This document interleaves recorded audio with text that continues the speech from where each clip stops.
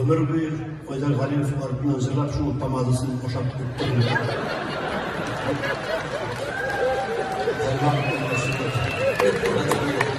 Mezuradan ergen ortada kalan şu tamaşa bilen Ufa tamaşasını sindirip kayıttık. İlk matrak tamaşa oldu.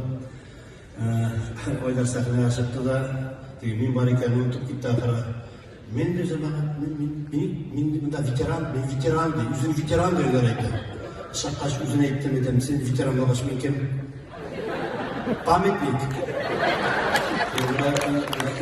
Men de yüzüne kadar şu an arkadaşlarımda yüzümüzün hayatımızda turukilerdeki sözler bilen toplap hadacılasızır. Şu şekilde başına. Cevapsız kalır bu sınav. Başında ömür güden, ebeden yaşamayan yasaman.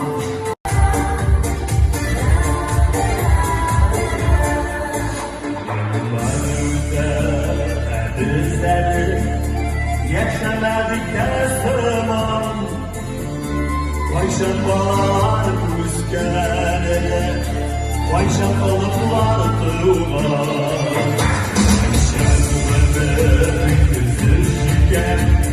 Why say I can get again?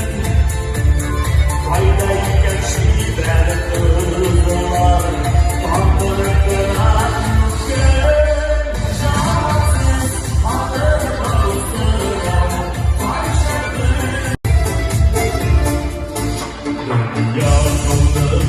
Şava, şava, ilk uydu şaşır.